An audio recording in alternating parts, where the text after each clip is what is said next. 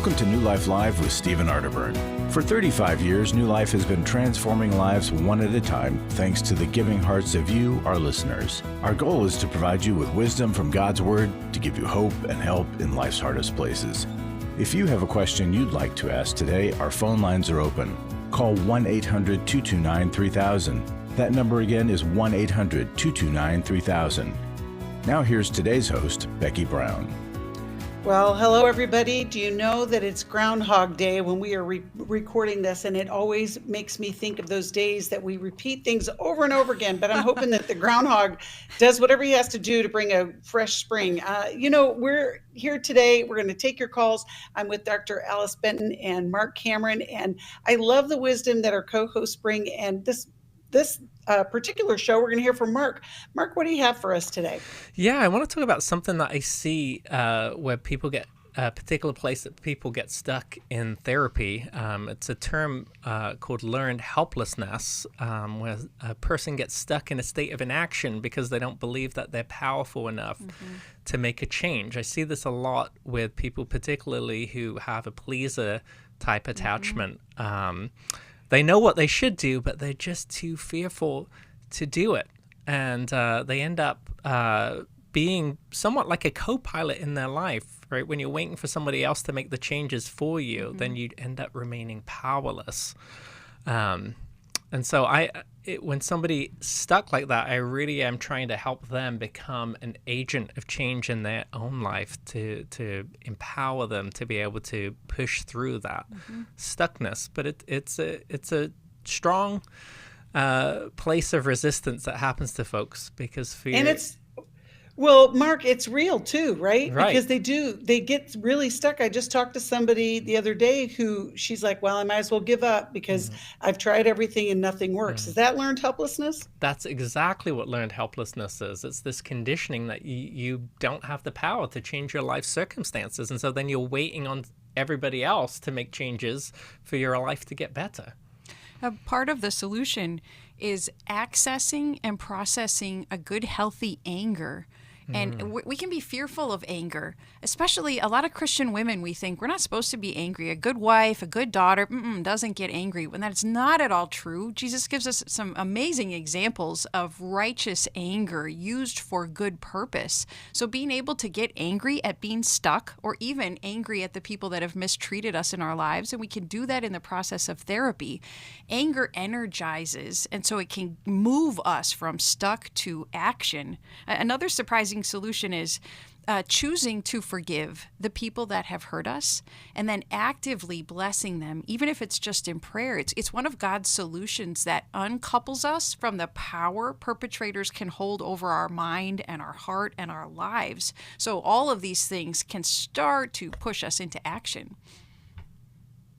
Marc, do you have anything else you want to add to I love that? what you're saying there, Alice, about anger, because a lot of times people who have learned helplessness tend to believe that anger is a bad thing, but anger is the Lord's way of helping us to have temporary courage to, as you're saying, make that action, and it's the action and seeing as even if it's just a small success that you can build upon to see that you are powerful enough to change your life circumstances.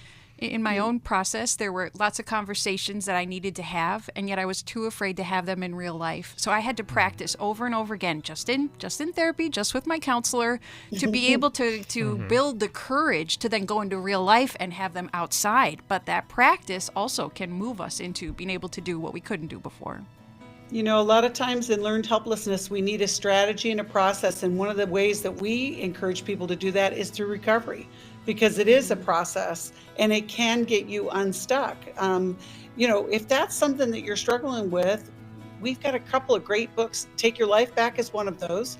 And it speaks directly to the recovery process of working your side of the street. But a lot of times that learned helplessness, and Marc, I quote you on this all the time, belief is an anchor, right? If you believe you're a victim, you're going to get stuck there, and you are more than a conqueror, and we can help you get along that path. Thanks for sharing that, Marc. I think it got us all thinking about the places we might be stuck. We're going to take calls right after this. New Life Ministries saved my completely broken marriage. This is Steve Arterburn. Do you feel like your marriage is broken? New Life can help. Our Intimacy in Marriage workshop examines the various types of intimacy, spiritual, emotional, and physical, as well as the challenges of experiencing true intimacy. The next Intimacy in Marriage Intensive is February 16th to the 18th in Orange County, California. Call us at 1-800-NEW-LIFE to find out more or go to newlife.com. 1-800-639-5433. Don't settle for a miserable marriage or even one that's just okay. It's possible to have that great marriage you always want. 3.5 years later, we're still going strong, and I would encourage really anybody who's struggling in their marriage to go to a New Life workshop. They are more effective than anything else we tried. 1-800-NEWLIFE.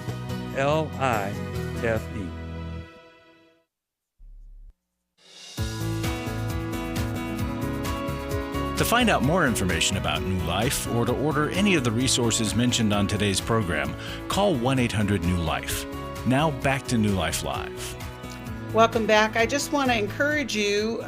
We have the Intimacy and Marriage Weekend coming up, or the Intimacy and Marriage Intensive, which is we're going to have our early bird discount that it ends today. So if you've been thinking about it, doesn't matter how long you've been married. You know, we always need to be investing in our marriage, and the Intimacy and Marriage Intensive is a great way to do it. I have a testimony that says in 47 years of marriage, I don't remember ever feeling this close and bonded to my husband. The love we thought was gone has been awakened and rekindled to better than before. You know, we've had callers where, you know, they're into their 4th decade of marriage and they're wondering, how do we have these meaningful conversations? How do we do this next chapter of our life? Whether you are newly married or you have been around the block a few times, Intimacy and Marriage is a great way to spend your weekend, and it's better than Valentine's cards and flowers. So I just want you to check it out. Call us, 1-800-NEW-LIFE. Even if you're interested, we can give you some of the information right there. So we're going to go to the calls, and we are going to start with Kim, who's calling us from Canada and listens on Sirius XM. We love our Canadian friends. Hello, Kim. Thanks for calling today. How can we help you? Hi, thanks for taking my call. I'm just wondering if you could help me just navigate the right, maybe appropriate role as we talk with our kids. With our daughter and son-in-law.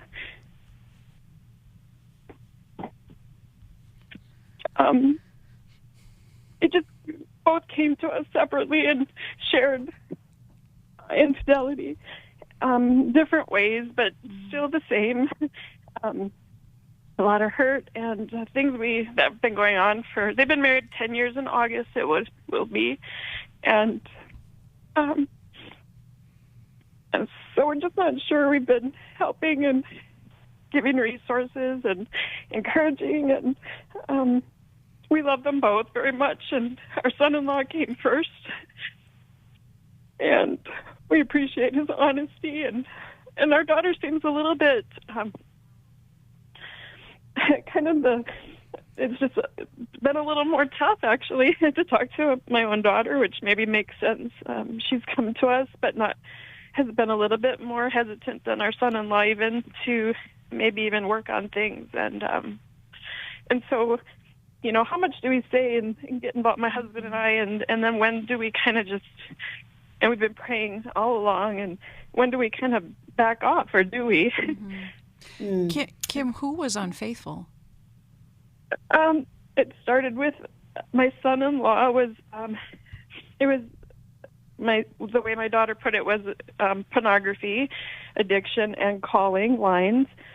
And this, I guess, happened the first time, you know, like 2 years into their marriage. And then, of course, the hurt, and he said he didn't feel connected to her, which of course, and all that.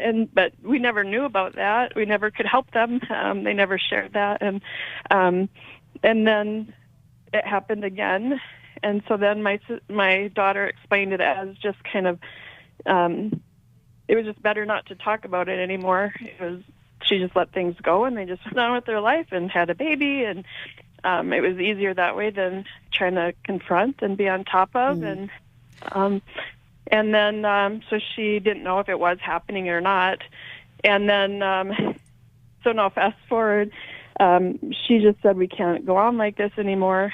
And that was around Christmas time. And so I guess then she had an emotional affair with someone. We're from a very small town. And so, yeah, she's had an emotional affair. I don't know how much further it's gone. And that person has a family with little kids as well. And it's just getting, of course, it's messy. And so we've always told them our door's open. You can come. As a mom, it's just getting heavy. Yes. We hear your tears. This is just breaking your heart to see, and you want to help in the most effective way you can. Are they moving towards separation, divorce, or are they trying to get professional help? Well, my son-in-law, he said he'll do anything to try to restore the marriage. They've received many different resources for counseling and different things. We suggested, and again, we don't know if it was the right suggestion, that he go ahead and make the first move to call and make the appointment and invite her to come. But he can't make her, and she's kind of just indifferent. I don't even really know how to read her right now.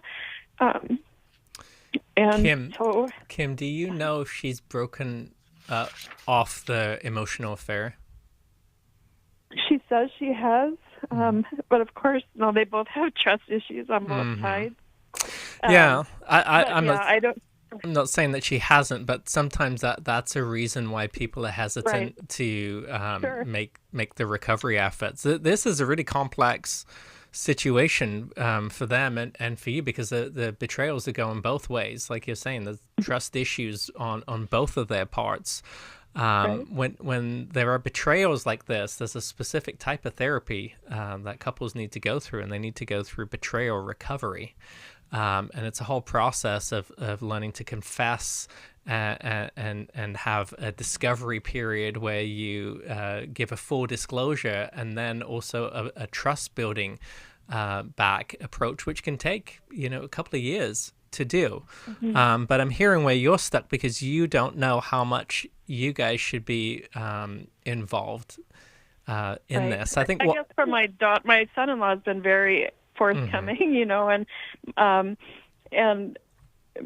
so my daughter's actually, I guess in particular, that's where I don't know, as her mom, do I keep reaching out to her? You know what I mean? And kind of and asking very direct questions, or do I just assume what she's telling me is true, and then just I don't really know. But she's been the least communicative, and I'm afraid that that maybe she didn't want to end the emotional affair. Things like that. And she may not have wanted to. So I think what I would do is I would communicate to them that you love them and you care about them and you care about their family, and ultimately you'd love to see their marriage and the family completely restored. And I would communicate to her that you want to do whatever you can to help them. But you understand that they need to make the effort. So I would then offer, whatever resources that you can offer. It sounds like they have been offered other resources, whether that is just emotional support or if it's financially helping them pay for a therapist. But I'm with you. And I would have your son-in-law make the call, find somebody, let him be proactive. But he also needs to maybe get into individual counseling too, to work on his pornography addiction. And that's going to help with the trust building. I was thinking, he has to take the first step. It can be very confusing when so much is blowing up like this. But your son-in-law could go to Every Man's Battle. We're going to be in Dallas in March, and it could be a life change for him, because this is not something he's going to deal with on his own. You mentioned that you're in a small town, Kim, and so that can be challenging to try and find help. And yet Marc is correct. You need specific help for this, but there are people who can begin that process and get moving in the right direction. We also have the Restore workshop. I'm naming all the intensives because, it is the great way to get started on the healing process. But it could be, Kim, that you watch the kids when they go to a babysitter's or to a counseling appointment or to an intensive. But Alice, what would you suggest for them? Well, Kim, I have 3 things I want you to consider telling your daughter. Even if they're a repeat, let her know how proud you are of her for ending the emotional affair. Just assume she's telling you the truth on that for now, and praise her for it. The next one's risky, but I would also acknowledge that it must have been difficult to end it because she probably felt cared for by him. And we all know she wasn't feeling cared for by her husband, as he was actively engaged with pornography for a long period of time, even if it was off and on. So I would give some sympathy to her, some empathy, that it's tough to break away from somebody like that in the emotional affair. And then I would tell her that I notice hesitation, daughter, when with you in communication with me, and I wonder what level of communication you want from me. Hear out her answer. Now, her answer doesn't have to dictate what you do, but get curious about it. And then I might offer her a couple of different options, whether it's, I really want to check in with you once a week or every other week. What would work better for you? But only give her 2 options that are okay with you, because if she says, don't talk to me at all, you might not be able to agree to that right now. That wouldn't fit well with your conscience. Yeah. Well, and last but not least, Kim, I would pray for them. If I know that you already are, and I would even let them know that you're praying for them. Just, this is tough, and we don't know what the end result will be, but we believe in the power of prayer. We believe in that power of the connection. I think I'm going to send you a copy of Intimate Deception, Healing the Wounds of Sexual Betrayal for your daughter, and you can start there, but you can also have your son-in-law go to Every Man's Battle, or at least suggest it. We'll give you the information. Just hold on. But we're so glad that you called us today, Kim. We'll be praying about that situation. We are going to go to talk with Jenny, and she's calling us from Philadelphia. Listens on WBYN. Hello, Jenny. Thanks for calling. How can we help you today? Hi. My question is, I have an adult son who has been diagnosed with a bipolar 1 disorder. And as he goes through these manic and depressive episodes, it's just like a roller coaster. And I'm his main support person. His dad died 13 years ago, and that actually triggered the first major episode. Yeah. And anyway, I just was listening to their program talking about a life coach, and I'm ready to back off at being the life coach. I just want to be his mom. Jenny, does your son live with you? Not right now. There's times when he's extremely depressed, or mostly after he's been taken out of he's been taken into psychiatric hospital 6 times in the last 13 years. So, when he loses his job and he can't pay the bills, or just is so depressed that I need to keep an eye on him, he has been in my home. That's tough. It's tough when you are the main support person, like you're talking about with him, Jenny. And one last question: how old is he? He is 32. Okay. Is he married? Does he have a family? No, he's not married. He has other brothers and sisters that sometimes jump in and give a hand or talk him through stuff that he doesn't want to, talk to me about, just because sometimes he gets aggressive when he is manic, and that just is not good for us. I mean, he just, I have to step away. And is he generally treatment compliant? He sometimes.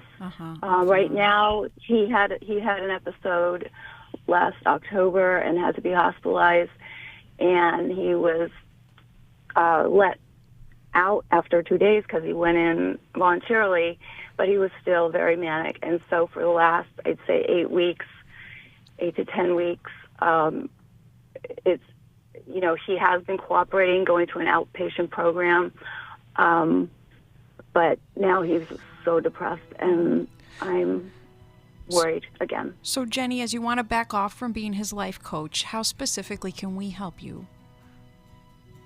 Well, I just was wondering, what you're offering, is that something that would be good for him, or does he just have to stay on the medication in order for him to even be cooperative? Well, Jenny, you can hear the music. We're going to take a quick break, but we're going to come back and answer that question. I wrote a book with Steve about this, Understanding and Loving a Person with Bipolar Disorder. And you're right, Jenny, it is a challenge to be the first in line, to be that support person. We'll send you a copy of that, but we're going to talk with you just a little bit after this, because I know there are other people out there who have a loved one who have this disorder, and it can be challenging, but there is hope. We'll be right back after this. When you give to the New Life Scholarship Fund, you're giving someone hope for a brighter future. I was kind of in the closet and hid with my struggle. Your donation really made the difference, especially in my situation, because I would have getting laid off from my job. At the New Life Intensives, hurting people are able to begin a new path towards healing and freedom that has an effect on all of those around them. I think the people who support New Life financially are people that I'll never know. I'll never be able to thank them personally for the gift that they gave to us. Their giving saved me, my husband, and our family from being torn apart. To help hurting people to connect to the help they need, make your gift to the Scholarship Fund at newlife.com or by calling 1-800-NEW-LIFE and specifying scholarships. Someone called and sponsored me to come this weekend. Whoever that is, just know that you saved a life. Literally, you saved my life. 1-800-NEW-LIFE. I was sort of vaguely familiar that the 12 steps had some origination in the Bible. I found Life Recovery, and one of the things I liked so much was that it had such a broad appeal. It wasn't limited to just alcohol or drugs, that it was addressing a wide range of problems. At New Life, we believe everyone can benefit from a life recovery experience.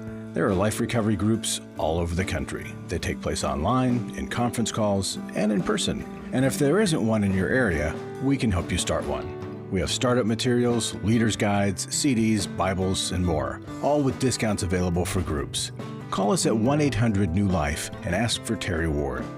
The 12 steps have long been a great help to people in recovery because much of the 12 steps' power comes from the fact that they capture principles clearly revealed in the Bible. The 12 steps is really a pattern for all of us as Christians. Call 1-800-NEW-LIFE. That's 1-800-639-5433. We'd love to hear from you. If you have a question or a comment, call toll-free 1-800-229-3000. Now back to New Life Live. Welcome back. We are talking with Jenny, and she has an adult son who has bipolar 1 disorder, and it can be so challenging when you are the go-to person. And Jenny, you are that person right now, and I think your question is, how do I not be that person? How can I help him get some stability and get that connection? And you'd ask specifically about a life coach. Marc, let's start with you. What would you suggest in this situation? Yeah, this is a challenging situation, Jenny, and I don't know if you listen to us much, but we get this call quite regularly, I think, where particularly a mother feels like they're in the first line responder role for an adult son who has bipolar disorder. And, as you know, bipolar disorder is a mood disorder. And so it's not something that the person is choosing to have, but they have these big swings between these manic episodes and these depressive episodes. And so when they feel good in the manic episodes, they don't want to take the medication because they think that they're fine. And that's the challenge. Because it is a mood disorder, they do need regular maintenance medication to kind of keep them at this, more even baseline. And so what I would say is try to get a commitment from him during a time when he's maybe between the manic and the depressive state to be on a medication regimen. But I think for you here, it's tough because you can't really maintain being in that role. And I know that your question here, I think, is how do I take myself out of that role and then have him have him get a coach so that he doesn't need me to be in that role. But I also wonder if maybe it's beneficial for you to seek some help to figure out how do you function in that role, and maybe from a counselor. Because you'll have to become less available to him. And that is horrifically painful as a mom, especially knowing that his father's death elicited some of the symptoms that he has. So to be able to start giving your son no's in certain areas, it's almost impossible for us moms to do unless we have a sisterhood around us that is helping us to decide where do we need to draw our lines. And so you may begin to strategize. I am willing to pay for a life coach for you. I'm willing to take you to an appointment when you're medicated. I'm not willing to answer calls at all hours. I'm not able to provide financial support. I'm not able to be around you when you are not medicated. And you've got to figure out where those lines are, and then in one of his more moments of clarity to share those with him. But you need the sisterhood around you to be able to hold to your decisions when he's in chaos and he's in crisis, because it's so difficult to say no or not be the one to go in and rescue him when he needs to be rescued. But you're right, you're not the best one to rescue him. And so it's good to figure out how far to back away from him. And you're going to need people who understand this disorder. NAMI, the National Alliance on Mental Illness. Thank you, Alice.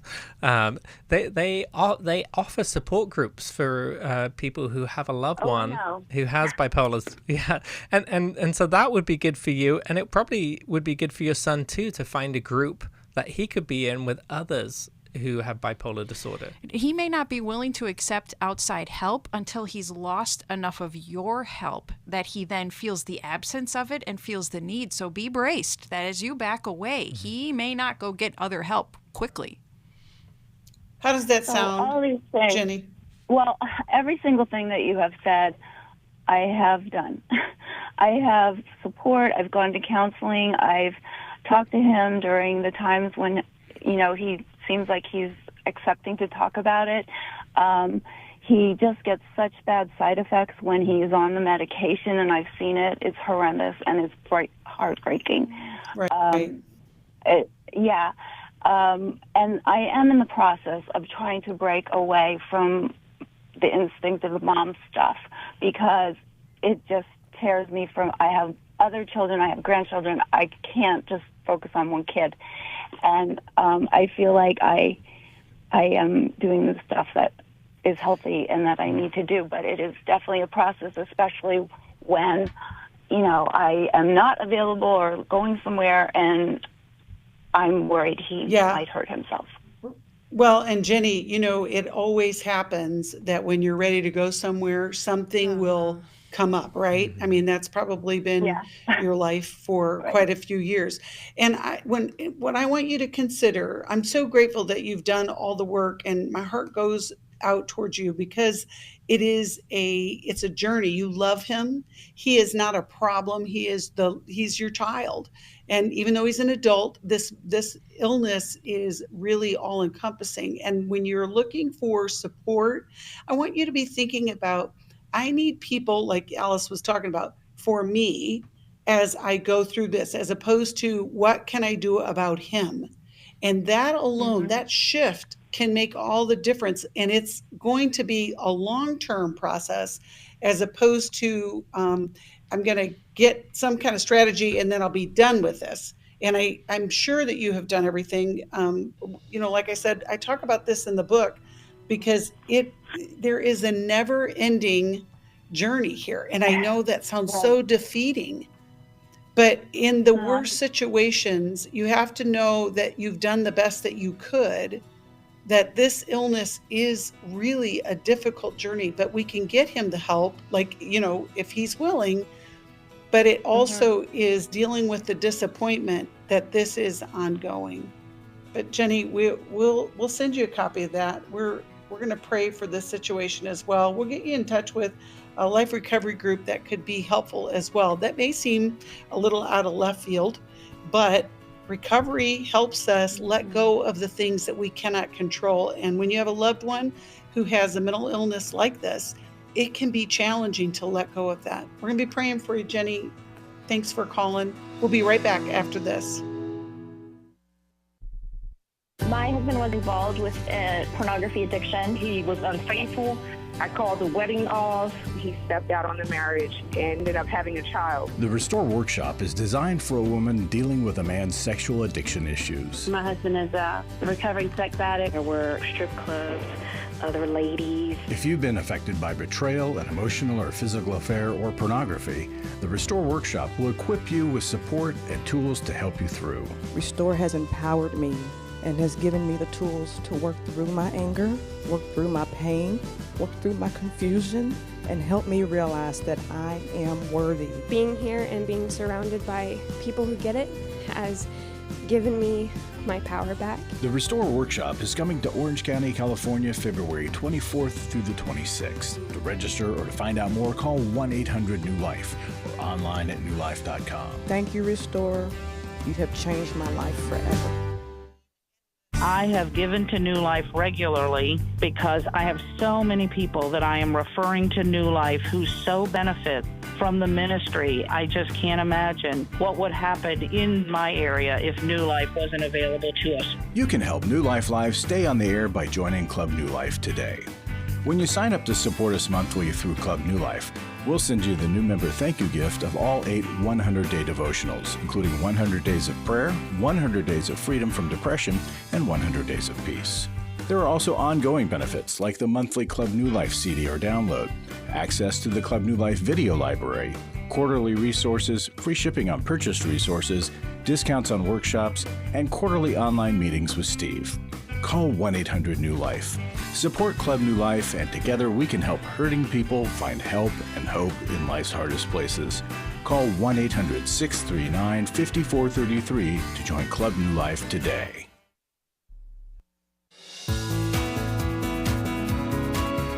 We're glad you joined us for New Life Live.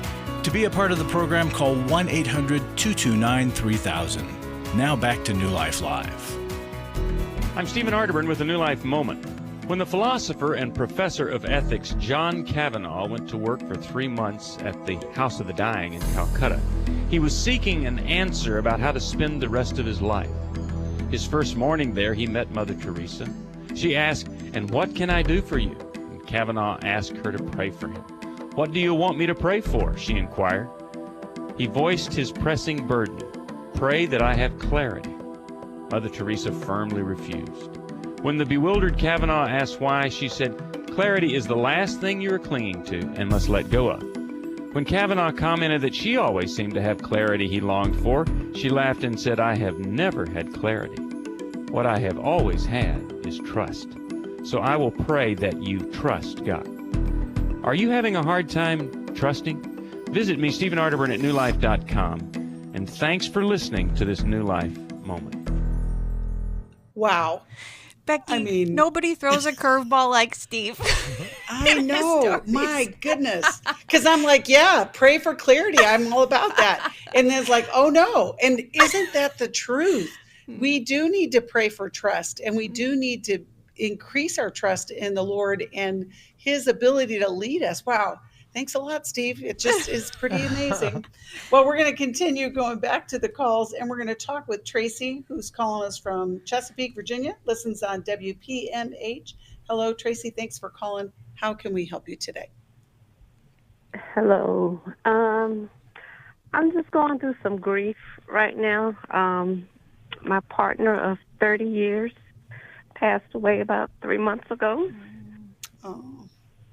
And I'm just having a hard time moving forward. Well, oh gosh. Yeah. Tracy, what happened? How did he die? He had cancer. Yeah. I'm just depressed, a little depressed. Lost weight. Just feel lost and alone, really. Were you his Just need to caregiver know. as his cancer was progressing, Tracy? Yes. Mm-hmm. Yeah. Do you two have children together? No, we don't have any children together. Do you have children from another relationship? Yeah, he does. Okay. Well, he did. And you consider them your stepchildren? Yes, yes, Okay. yes. So with this horrific loss and just feeling really uncertain, so sad, so lonely, how can we help you? Mm-hmm. I don't know. Just need some help just moving forward. Well, it's a little early, Tracy, for moving forward, and that's the hard part about grief, is you're really early into the process. And, to the depth of our grief, it just is a reflection of how much we've loved. And that, that's why you're in this deep pain. But it is, when we think about grief, we're forever changed by the loss of the loves in our life. And even in situations where we experience loss, that it may not be love, it may be a loss of a job or a loss of a relationship that we had wanted, it's still dealing and processing those feelings. So I wonder, have you ever talked with somebody like a counselor, a pastor, a friend about these feelings, or are you still too early in to even think about that? Well, I've talked to friends about it. Oh, okay. All right. Marc, how would you help Tracy with Oh, this? Tracy, I can't imagine the unbearable pain that you are experiencing right now. Just a sense of loss of, maybe even identity here. Of we have a spousal type identity when we're with someone, especially, and then also a caregiver type identity when you've gone through what you've gone through here, caring from him, and so all that loss and it hits at once. And so know that you're in grief. Grief is really, really hard, and unfortunately, we can't skip grief. It's the way that we've been designed to get to healing. It's kind of like sometimes when we need a surgery, and you just have to go through the hurtful, painful process, and eventually it gets better. But here's what I would say. Yeah, you it sounds like you're depressed here. You're really sad. You've lost some weight, and that happens. And sometimes somebody's sadness is so big that they may temporarily need to go on an antidepressant just to kind of lift their mood and get them so that they can get to the next stage. Is that something that you've ever thought about?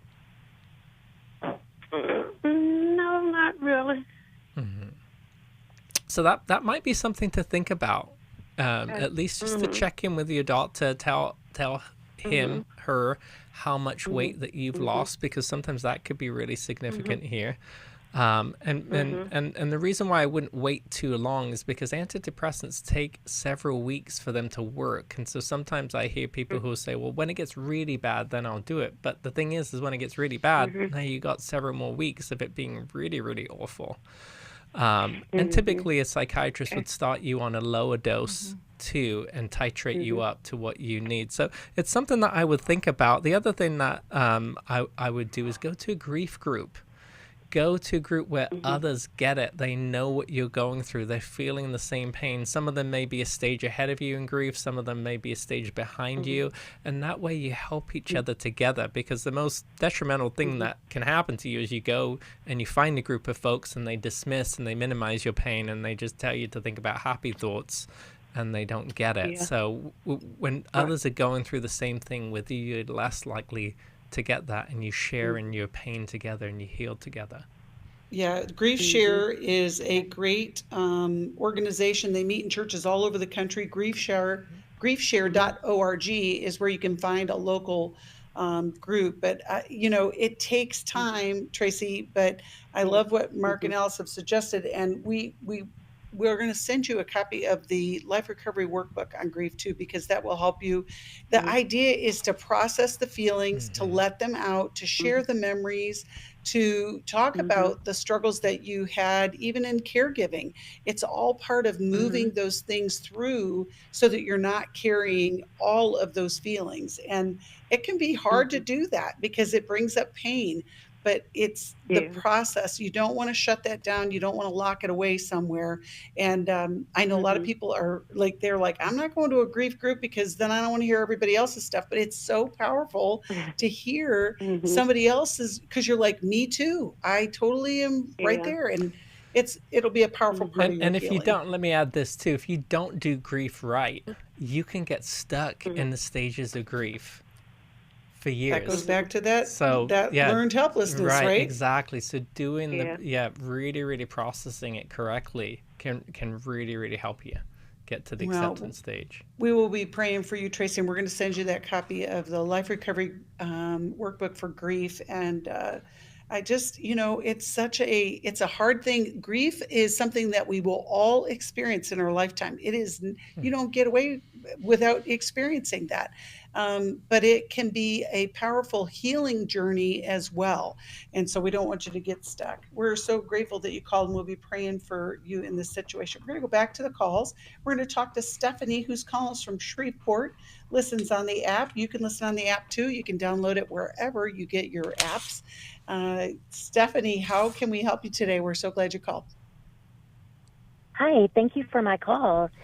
And I've been listening to you all for a long time, and you've been of great help. And I am looking forward to getting some individual help today. Okay. The reason for my call is I've been in a long, happy engagement. It's been truly wonderful. We both are going through some empty nest things, now as well. We were waiting for our children to go to college and become adults on their own before we moved forward into our marriage. And in doing that, I think one of us has some cold feet. I had gone on a vacation with a girlfriend, and that seemed to trigger him into having cold feet and wondering if this is really what he wants, because I haven't really traveled that much before.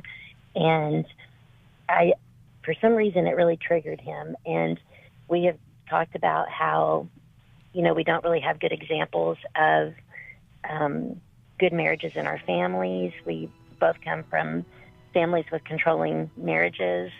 And so we want to get on the right track, and we're sort of stuck. And I need your help in how to move forward with positive and open and honest communication with what we want in a marriage. Stephanie, over the break, be considering whether or not your travel was reminiscent of something he went through with his ex-wife in a previous relationship. Maybe there's that historical story that's coming up for him now.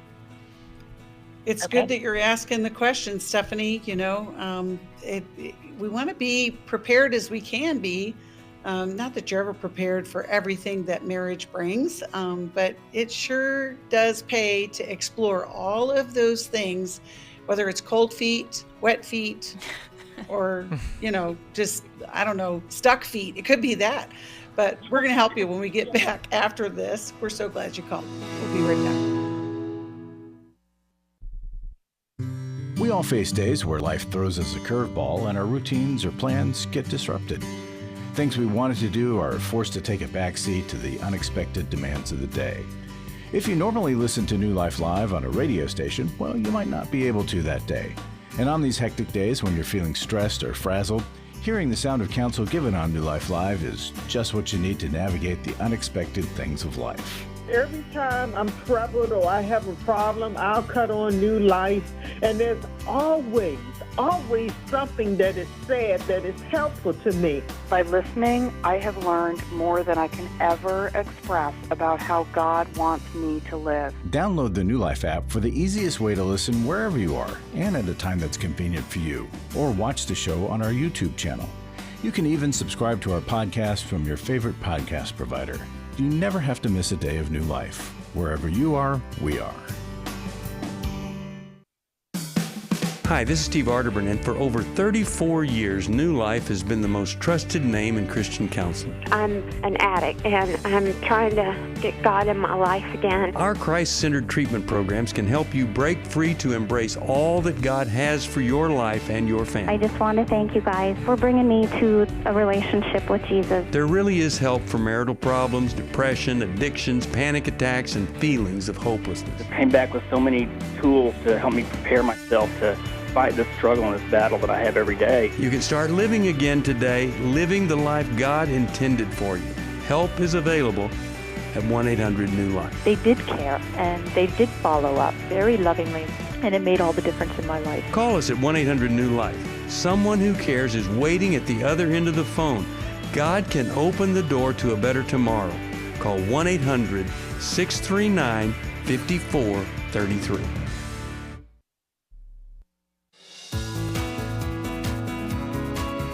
To find out more information about New Life or to order any of the resources mentioned on today's program, call 1-800-NEW-LIFE. Now back to New Life Live. Welcome back. I always say tell somebody about New Life because it could change their life.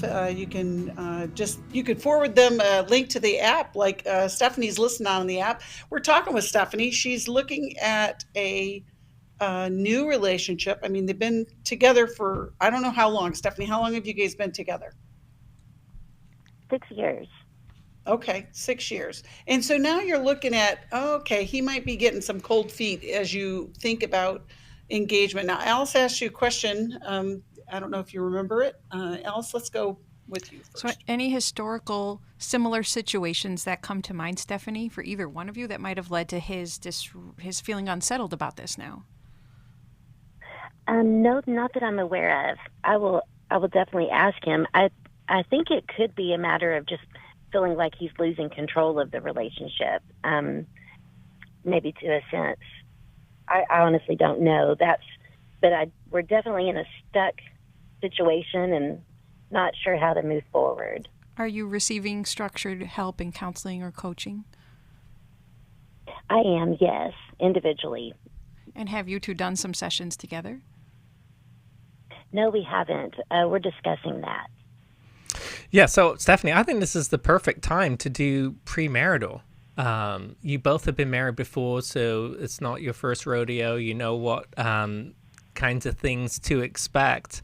And I think as you do the premarital too, I think you guys should also explore doing an autopsy on your prior marriages. If you don't do an autopsy on your prior marriages, you bring the dead body of that marriage into your new marriage. And so that's really, really important to understand what was the decline, what was the breakdown, what did you learn from those things. Here's the thing that I would also challenge you with, because it sounds like you guys have been dating for a long time and you've had this expectation, okay, I'm waiting, and now it's time. One thing I think that you might have to consider here too is, are you ready to let the relationship go if he's ultimately not ready? Yes. Okay. That's what I've been trying to decide. Mm-hmm. And that's a good place to start from. And so I would invite him in to do premarital counseling. And if he doesn't want to do it, I think you have every right to say, you know, I've waited these 6 years, and I think if you're not ready, then let's part ways. His willingness to participate will be very revealing, because if you both come from controlling backgrounds and that's coming up in him right now, if he's the kind of man who wants to work on it, figure it out so that he can move ahead with you, that's a great sign. If he's resistant, I'd be concerned. I'd put the brakes on too.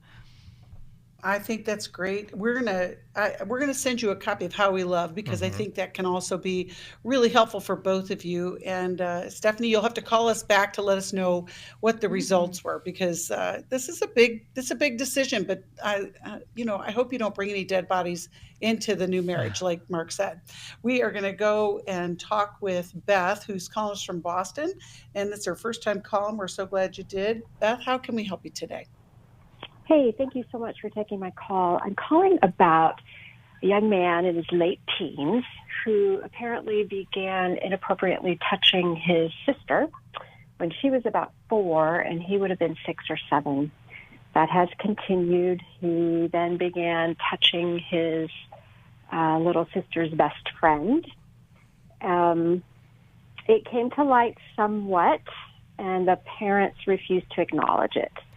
At some point, the daughter was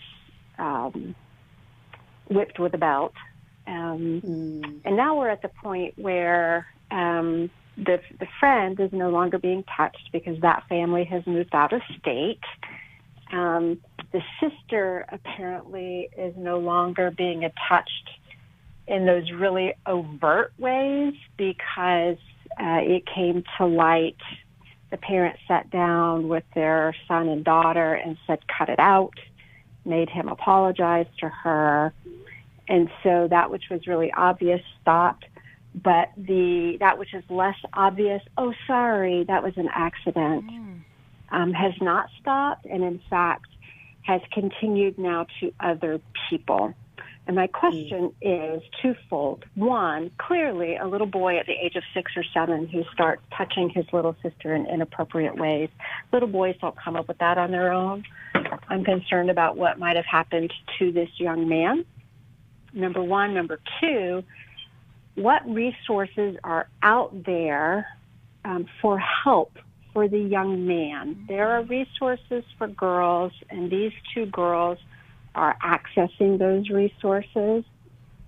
But how do we get this young man help? Simply turning him into the authorities may stop some of the behavior, but ultimately that's not going to get him actual help because he's a decent kid. I would never have suspected this of him. But this is where we're at, and he's going to be turning 18 soon. So I'm concerned on lots of different levels in front. Yeah. Okay, Beth, we've only got a couple minutes, but I think we can get you pointed in the right direction. My first question, though, before you guys answer is, Beth, are you a neighbor, a family member? How are you connected with him? I am a life coach for the daughter's best friend, so one of the girls. Okay. Marc, let's start with you. Yeah, I think you've got some good intuition going on here. I mean, that's very early to be doing those kinds of behaviors. It's too developmentally early for sexual feelings for a kid at 6 or 7 years old. And so generally when kids do this, it's a reenactment. They're reenacting something that typically has happened to them. I'm concerned that the parents are so dismissive about this. I don't want to jump to a conclusion here, but sometimes when it's that way, it's because the abuse is happening inside the family and there's a hiding that's happening here. But when you're talking about turning him in, I think really we kind of have a responsibility here to help him get help. And it's not about getting him in trouble. It's really about revealing what may have happened to him so that he can have the right access to help, because he's going to be 18 soon, but his parents really are the ones to be able to push him into recovery or a healing process right now. But once he turns 18, then it's going to be completely up to him. So you may just have a little bit left of a timeline to be able to alert authorities to get this young man some help. And that's already in progress, and the parents will have nothing to do with this. They completely deny it. Yeah. So the system may need to be shaken up by the intervention of the authority figures because they're not willing to. So I know your heart is soft and understanding for the boy, but the consequences have to come in order to protect the other children and in order to push the parents to receive help because they're not willing to. How frightening for this family. And so it really has to go hand in hand. And it doesn't sound like you're hesitating on making the report. That's already happened. Is that correct? Yes. Okay. You're asking specifically, Beth, for resources, and we can send you, I mean, Every Young Man's Battle would be a great way to start. And once he turns 18, he could go to Every Man's Battle, the intensive for the weekend. And either way, this has been a long journey. He's not out of the woods yet. And for a lifelong struggle that he's had, we need to help him. But he needs counseling, this boy. Yeah. There's so much and I don't know what he's got going on. Alice, I think you were going to say one more thing before I jumped in there. Just that when we lean into mercy, it can keep us from taking the right steps that do bring about that consequence. And consequence is part of the answer. As painful as it is to allow, that is what wakes us up. That's what can turn us around. But it's both consequences and the therapeutic help that are needed. Yes, and it's very powerful for the victims to know that someone heard their cry for help, and we want to be there, not to, make it a bigger deal, but man, we gotta get the help that we can for each of these people. Thank you all. Thanks for listening. We hope this program has helped you by giving you insights for handling the challenges you face in your life. We want you to know that we're here for you, but you also need to know that New Life Live is a listener-supported ministry. To make your donation or to get any of the resources mentioned on today's program, call 1-800-NEW-LIFE. That's 1-800-639-5433, or write to us at New Life Ministries, P.O. Box 1029, Lake Forest, California, 92609. Please join us again on Monday for New Life Live. Thanks for watching today. We love helping people. I hope you sense that. And we know that there's always hope if you find the right resource. Now, if something we've said to somebody else applies to you, that's fantastic. That's what we're hoping for. But also, if you want to join us directly, you can call 1-800-229-3000 between 1 and 3 Eastern Time, Monday, Tuesday, and Wednesday. Those are the best times to get through. And while you're here on YouTube, check out these other videos that we've done to help people see where they could grow or a different path to take. And if you do that, would you give us a thumbs up on the video, and please subscribe to this channel. There are many ways that we can help you outside of the radio program, and it's very hard for some to pick up a phone and dial 1-800-NEW-LIFE, but when you do, we put you in touch with somebody who cares about you, knows all the resources out there, and they're going to find the best for you. There is no reason to struggle alone. I hope to see you tomorrow.